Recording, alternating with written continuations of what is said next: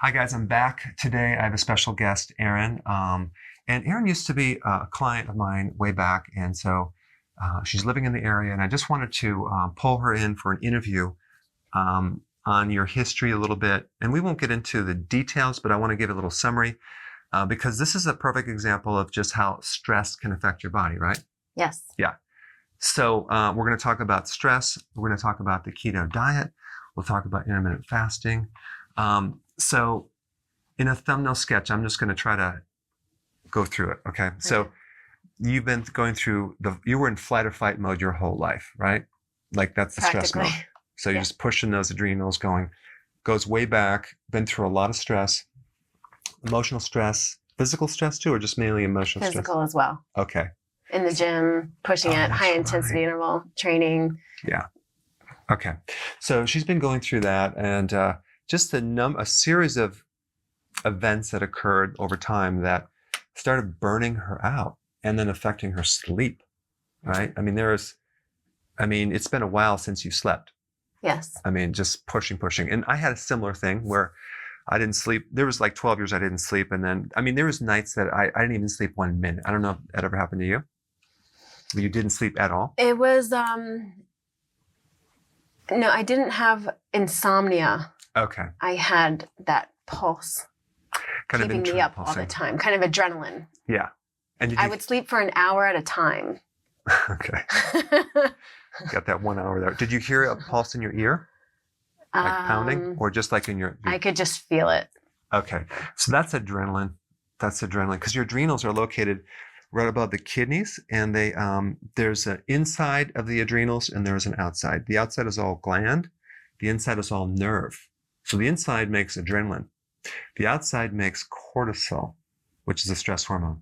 So this is a book, CIBA, Encyclopedia for Endocrinology. We'll just, on page 84, this is not what you look like, but I'm just showing you all the effects of cortisol. Mm-hmm. So I'm just going to go through them. Increased neural excitability in your brain. It's like just extremely kind of excessive thinking, analyzing everything to death. Have you ever had that in your life? Yes. Okay. It can affect a lot of other things too, which in her case, I don't think it's affecting as much like this situation right here. But I know it's affecting your sleep. Your sleep for sure, your focus, your mood, and also your cognitive function. I think it's like sensory overload. Mm-hmm. But anyway, that's what cortisol does. And you've had cortisol tests and they were high. Right. Like they were really high all day long. Mm-hmm. So you had, relationship stresses, multiple. And then you were traveling back and forth around the country, like 5 hours one way, back and forth. So jet lag, right? You had that. And then you had job stress where you're working like without any break for a long period of time. So you push your adrenals. Mm-hmm. And then you decide to have a baby on top of that. And so... Well, the baby was way before all that. Oh, way before that. Okay. So you had that. And then, that takes a tremendous amount of stress, having a kid. Mm-hmm. So you had that and then not sleeping. And then you sometimes get into mode where you might go into a chocolate thing for a while, right? For a couple years. Last year, or the year where I had where I was working nonstop and needed to just keep going and needed a little bit of joy in my life from that piece of chocolate. Right. You get a lot of pleasure there. It comes in the package because all day long. Right, chocolate doesn't necessarily have caffeine. It has theobromine, which is a different chemical, which is a stimulant. So also, even earlier, you've had stimulants too, growing up. So we have all this stimulation, which is basically foot on gas pedal forever, right? And now the brake pad is broken. So you can't just go to bed at 10:30 and just go right out and sleep for the next 7 or 8 hours, right? Right. And wake up feeling like, wow, I'm normal. So that's what we're going to talk about. Let's see, what else did I miss? Just one thing after another, just kind of pushing. Now, last year, you did do the keto diet for like 3 months. Mm-hmm. But what happens is like there's so much stress that you didn't have an appetite. So you would probably not eat, and then you would have like a small meal that maybe wasn't nutrient dense, or maybe it was, but it probably wasn't enough to have all the nutrients. And then you would end up eating a lot of nuts. Right. Like 70% of your diet was It'd be nuts. like Brussels sprouts, and then I'd be full. And then it would be 3 hours later, macadamia nuts. Wow. And then that's about all I could handle for the day. Wow. Okay, so this is good. This is good background. Just super, super high level of cortisol. And how old are you right now?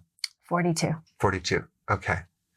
And the good thing is, like, I think that you've survived like more than other people. I think so. From that amount of stress, I mean, the average person would probably be like just really ragged. So it seems like you're kind of coping, but inside you're not coping as nice as you want.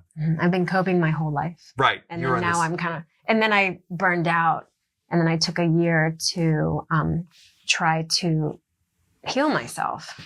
And I'm much better, but I'm still having that pulse at night. My appetite has come back. So I'm eating more well-rounded meals. But I'm still wakened at night by that pulse, and I'm trying to figure out what that is. Okay. It used to be a fast adrenaline, and then sometimes it's a slow, heavy pulse. So that's, I'm not sure. Okay. So we're dealing with a situation where we're trying to get her to recover. That's really you're going to be your motto, recovery. To recover, you have to be able to turn off. Recovery is all about turning off. It's like the off switch. Her off switch is broken. We're gonna fix it. But and that has to do with sleep. So I think sleep is going to be the thing that you have to put a lot of your energy into. And you already know that. So the thing is, like, how do we do that? There's a couple things. We have to avoid stimulants, things that stimulate you. Like the worst, do you drink coffee now? No, Okay, I haven't drank coffee in years. Okay, that's good. Yeah, I don't drink alcohol. Good. I do have those fat bombs though, and those have sugar-free chocolate, but I think there are still just enough stimulants. Yeah. Yeah, like right now, I would not recommend even doing chocolate right now. The point is, I think you try to take some, you had some different brands. There's the Gummies right here, but you just have to read the labels, and it has high fructose corn syrup. So we want a source that doesn't have glycerin. We want a source that is just pure oil, high quality, because that oil has some interesting properties for chronic pain and stress and inflammation. And if you take too much, it can kind of have a different effect. So you want to go slow, but it tends to affect certain genes. There's like at least 1,200 genes that it affects in your body that has a lot to do with downgrading pain and inflammation. It helps to rejuvenate certain parts of your brain. It works on dopamine centers. It's really good for people that have chronic inflammatory conditions, autoimmune, migraine headaches, and I think it's good for the adrenals. So I'm going to suggest you get some that is just pure oil, taking small amounts just once a day for a while, and gradually increase it. But typically people that are in your situation tend to take, I don't know if maybe correct me if I'm wrong, but like they'll take like, if a little is good, I'll take a lot more. Like I'm just going to take a sledgehammer approach to it and just take a little too much. I don't know. Is that true or no? I tried one gummy, and I was reluctant to try it because everyone has told me once you try it, it's going to knock you out and you're going to fall asleep and for 3 hours. But I tried one, and I felt relaxed after 20 minutes. And 2 hours later, I needed another one. So it was just having, when your nerves are so frantically split for so many years and not sleeping, it's kind of feels like a curing of the nerves when you take something that calms you that way. Right.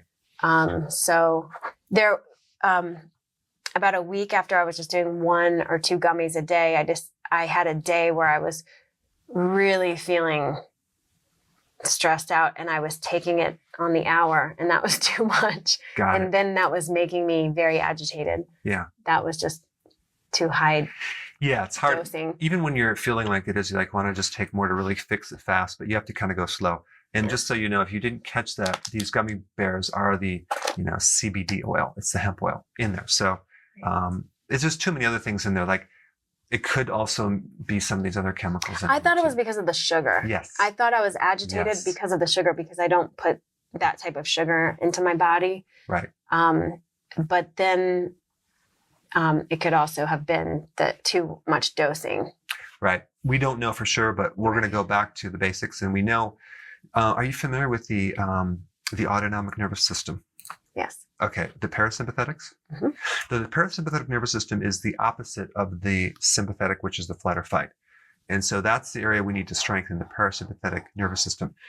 There's really two minerals, well, actually there's three nutrients that are vital to restore the parasympathetic. Do you know what they are? No. Okay. One is B1. Remember, one is B1. So B1 is what you need to be taking like a lot. Like definitely not synthetic, but you need something, a real natural version of that. Okay. Do you have a sensitivity to yeast, like in brewer's yeast or nutritional yeast? I do. Okay.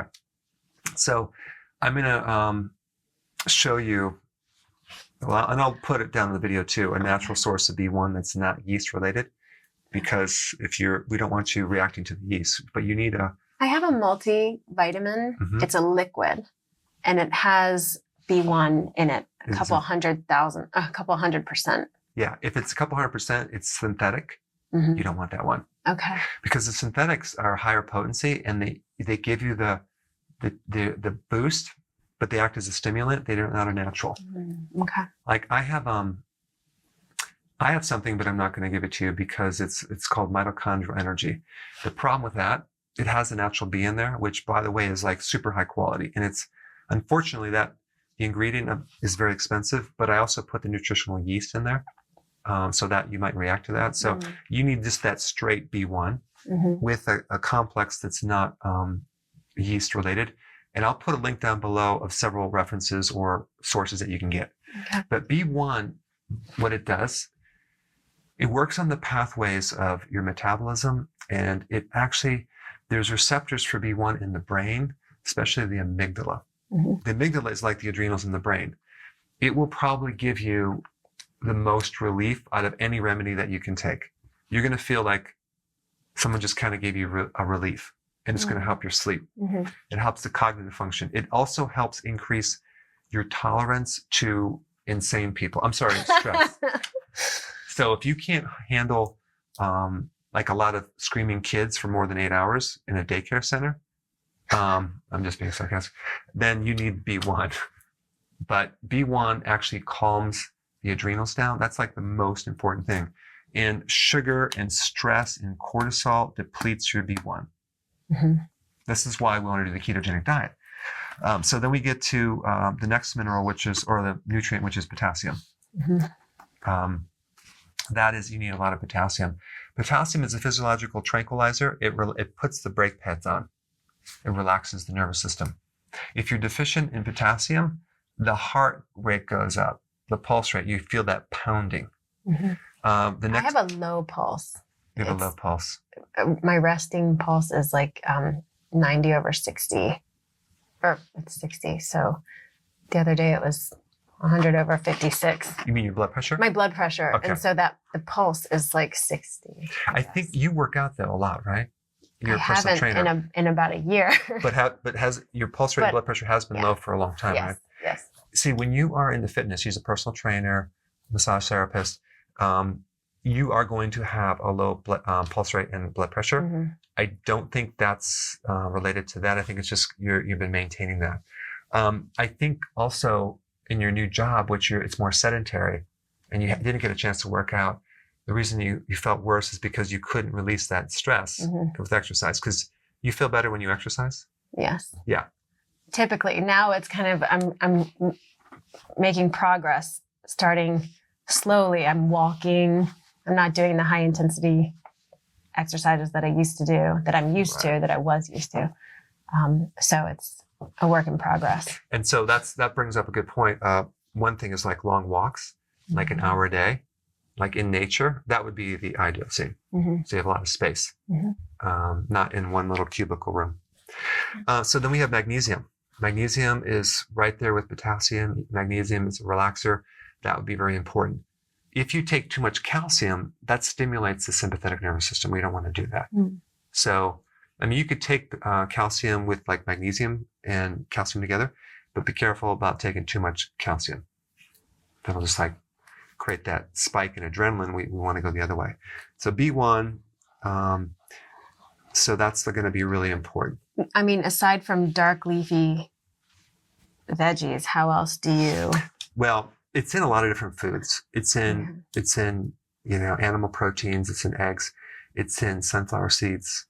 And I wouldn't even worry necessarily about trying to eat foods high in that nutrient. I would focus on getting the stress down, avoiding sugar and refined carbs. That's like the most important thing. And then also take a supplement that is a natural B1 that's non-yeast related. That's going to help you. And that's what you're going to give us at the... I'm going to actually just give you a reference. I'm just to try to find it because I want you to take mine, but you can't because there's some nutritional yeast, or else that would really help you. Because I put it's in a blend of a food concentrate. It's like a lot of cool stuff in there. Okay, so that's really important. Let's talk about your meal, like what you ate yesterday. Let's go 3 days back. Okay. Well, my favorite restaurants are Sweetleaf, Chopped, and Le Pain Quotidien. So I eat salads with, various things in them all the time. But I get full after one salad, and I eat too many nuts. Right. Okay. I don't eat a lot of meat. So I don't know if that's a good thing or a bad thing. Do you do eggs? I do. Okay. So yeah, you don't even, if you're getting your protein, I think you're going to be fine with that. So you can do it on eggs. You get your B12. That's the key as well. You need your B12. I think also, do you feel bloated with nuts? No. Okay, good. So you're one of the lucky ones. So that's good. So you're eating salad now. That's good. So you're kind of doing keto, but I would say that maybe, do you feel like you need to increase your protein a little bit more? Probably. Okay. I probably do. I need more greens. Okay, so you're not doing enough greens. I'll go for 3 days in a row, and I'll have 12. Well, maybe not 12 cups. I'll have a lot of greens, and then I don't want to eat them like on the fourth day. Okay. You could go ahead. So it's, or I'll go for a week of eating very clean like that, and then I'll just get sick of it. And when you get sick of it, it's totally okay to switch gears and just do squash or steamed vegetables for a while, and then go back to it. You don't have to do greens every single day. But you just, I recommend the vegetables just because you need the potassium to keep high. But if your body says, I had enough, then switch gears. So we have that. All right. So then, do you do eggs every day? Not every day. Okay. So do you like seafood? I do. So seafood would be good. Maybe shrimp. I like shrimp occasionally too. I switch it up. And you don't have to do meat. You can do seafood, fish, salmon. I do eat meat. Okay. It's just that, I don't eat a lot of it. I probably have meat. Like last night I had some steak and onions. Okay, good. But it was a little bit of steak. That's totally fine. Totally fine. I think do you snack during the day? Are you a snacker? Sometimes I'm trying to stay within the window of eating, but the intermittent fasting. So I might eat 3 times in a window, and then I might not eat 3 or 4 times. Okay. Well, it sounds to me that you're getting closer to the ideal situation because you've been recently doing that, right? Because you've been watching some videos. Right. And then last year it was like 1 or 2 meals a day, but it wasn't even a meal. It was right. So I'm trying to get more nutrients into my body. Yeah, and this is just a good point because if she was depleted from not getting enough nutrients, and then she does intermittent fasting without doing healthy keto, she's going to deplete these nutrients and she's going to go downhill. So that's why it's important to do them together. A new concept for some people, because they'll do one or the other. Like they're both an important thing. Mm-hmm. All right. So that's one thing. And then also from now on, you have to, every single relationship you get into, you have them sign a contract. And then after you have them fill out a huge survey to find out who you're dealing with, because there's certain personality types that can suck your energy or, stress you out. So that's one thing.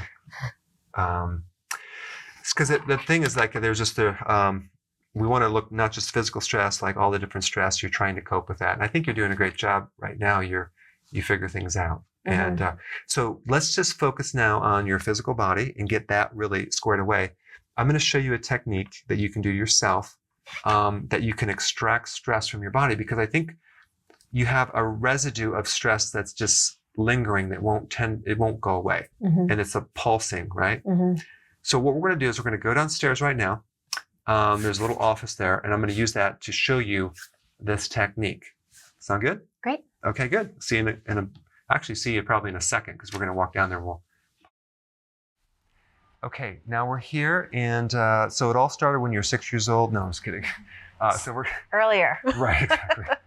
So what we're going to do is we're going to show you a technique. Some of you already have seen this technique when you watched the stress webinar that I did. But basically, it's kind of like visceral massage. It's massage to the adrenal glands. The adrenal glands are on top of the kidney. They're right in the abdomen, and the higher part of the abdomen right here.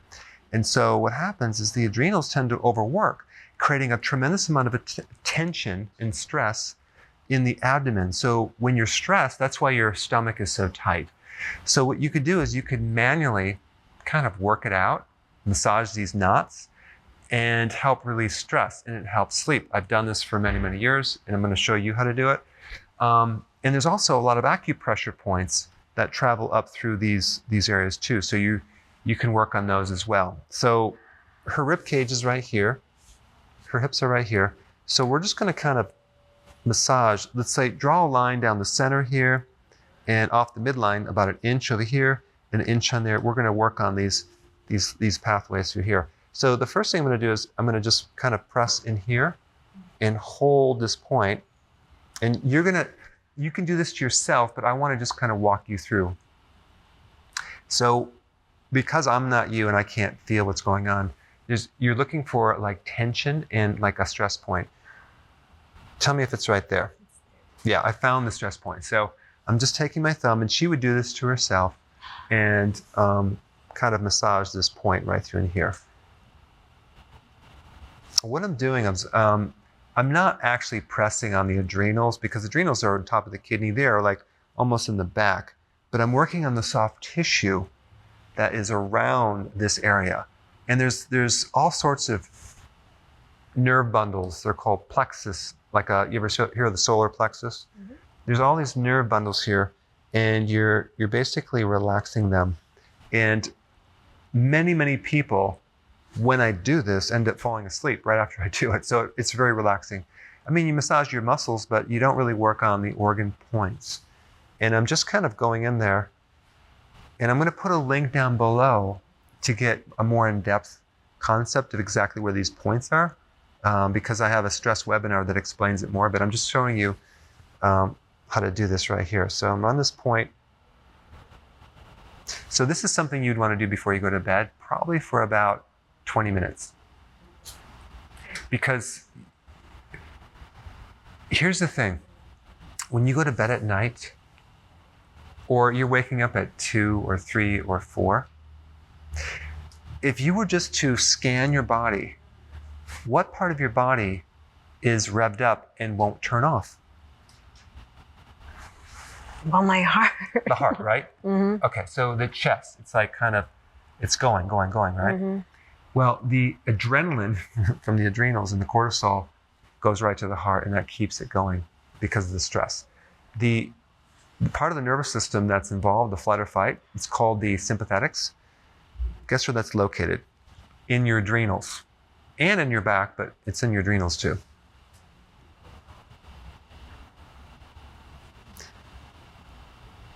So now I'm going to work down. I'm going to work down a little bit. Sometimes I work up. In this case, I'm going to work down and just see if there's any points through here that, is that sore right here? No. Not too bad. Okay. We're looking for tender spots. If it's not tender, don't press on it. But the thing is, I think trying to find it, you have to kind of go to the side. How about there? Yeah. So this is about 1 inch above her hip bone. It's called the iliac crest. Hip bone's right here, and then come right in, right off the midline. There's one spot there. Now, is there anything happening with your ability to relax? Right now? Yeah, right now. I'm relaxed. Are you relaxing more? Mm-hmm. Are you feel okay? So you're feeling more relaxed. Mm-hmm. Okay, that's good. That means it's working. So many times when I was in the clinic and I tried this, next thing you know, the person's sawing logs, they're snoring, and I'm working on them, and I'm like, I don't want to wake them up, so I'll leave them in a room for like 3 hours, and I'll come back. Now what I'm doing is I'm going to work on the opposite side, because you want to get both sides there. That one's not too bad, is it? Is it? Yeah. So the other side, the left side's not too bad. So let's go up through here. How about there? I feel the pressure, but not like the point that it was. You're going to find everyone's going to have one spot that's going to be more tender than others, and that's the area you're going to work on. In her case, it's the right lower. How about there? Not too bad. Okay. How about there? No, not too bad. So now I want you to try to find the spot on the left side, just so I know that you can find it. You find it? Okay, good. Now go lower. Should be a lower spot. How much lower? Let's see, it should be right. Should be right here. Okay. Did it? Oh, right yeah, there. that's it. Right there. I am. Yeah. Okay. So this is what she would want to do every night before she goes to bed. For about 20 minutes, she can have her hands, and she's going to press this point. She's going to hold it and massage that area. You can do it with a massage tool. Don't do it with a knife. And just you press in there and you just work out that knot. What's going to happen is that part of her body is going to relax more and more and more and more, to the point where she can drift off into a sleep where she's then sleeping through the whole night. What we're trying to do is we're trying to chill out the adrenals so that cortisol and the adrenaline starts going down. And we're manually working at it. One thing that's interesting about the adrenal, it doesn't have an off switch. It doesn't have parasympathetic control. It only has sympathetic innervation, which is the on switch. And that's why people can't turn off, because it's kind of like the accumulation effect of stress that builds up that just kind of leaves them wired. Because our bodies were not designed to go through that much mental stress without the physical relief of that. So like you can go and exercise and get rid of stress, but sometimes you don't. So that builds up and it just keeps your adrenals on all the time. Sometimes you can't. Right, right. So that's what I wanted to show you guys in this video. So if you personally have any stress, go ahead and do this. And I hope it helps you. Thanks for watching. So if you've personally benefited from the information that I put out in my videos, I would love to actually see your success story too. I put a link down below so you can upload your before and after pictures with your story.